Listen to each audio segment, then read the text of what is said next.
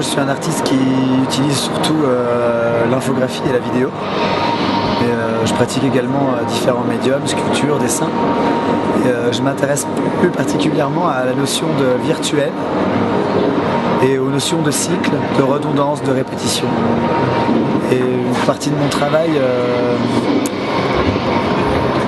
se situe dans la gestation de formes autonomes.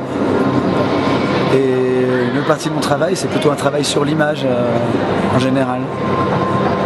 Alors le titre de l'exposition, c'est tout simplement ce qu'il fallait une appellation assez poétique. Me concernant, c'est pas tout à fait moi qui ai décidé. Moi j'aurais plus eu envie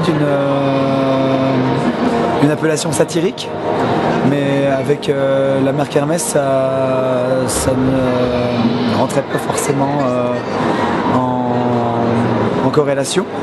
Donc du coup, on a un peu choisi pour moi la tête dans les nuages parce que j'utilise plein de nuages et de formes nuageuses dans mes installations vidéo. Et parce que mon travail tendrait vers un certain surréalisme, comme des artistes comme René Magritte. Mais ce qui m'intéresse c'est le plus dans la tête dans les nuages, c'était le mot nuage, en fait, cette forme presque abstraite dans laquelle on peut tailler un petit peu ce que l'on veut. Là c'est une pâte à tout faire, en fait, un nuage on veut traverser, c'est impalpable. Et donc j'aimais bien cette idée parce que ça ne définissait pas quelque chose clairement. Et ça me donnait carte blanche pour explorer des territoires divers. Alors tout a commencé par un œuf d'autruche, sur lequel j'avais établi une petite vidéoprojection, quelque chose de très simple, et une des directrices des expositions d'Hermès l'a vu et m'a contacté. Et donc quelques jours après, j'étais dans les bureaux d'Hermès à Paris et me proposait une installation un projet d'installation pour une de leurs vitrines de magasins à Hong Kong, à laquelle j'ai répondu favorablement. Et en ébauchant le projet, on m'a plus ou moins proposé, en cas de succès, de générer 10 dispositifs différents à partir d'objets de la marque. Alors, dans un premier temps, j'ai fait une sélection très simple sur catalogue. Et après j'ai demandé à Hermès qu'il me prête des objets pour jouer avec, tout simplement. Et c'est en jouant avec, en émettant des frictions, que les idées sont venues petit à petit. Après il y avait des idées déjà sous-jacentes, comme le Pégase Minute qui est derrière, auquel j'avais déjà vaguement esquissé le projet.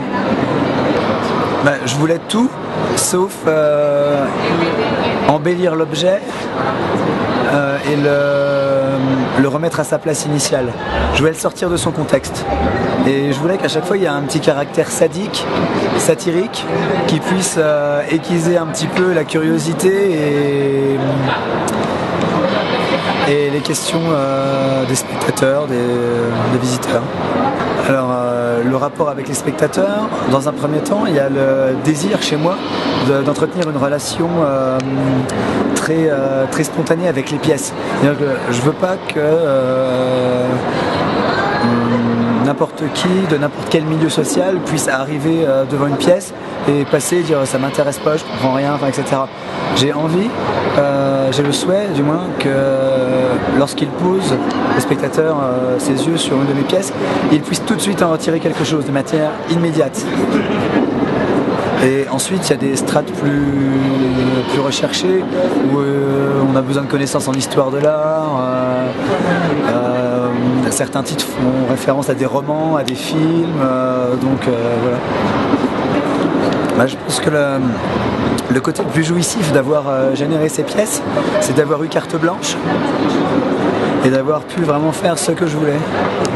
Par exemple, on a à ma droite une pièce qui s'appelle Échange de liquidités, dans laquelle deux portefeuilles s'échangent des flots d'eau des petites rivières.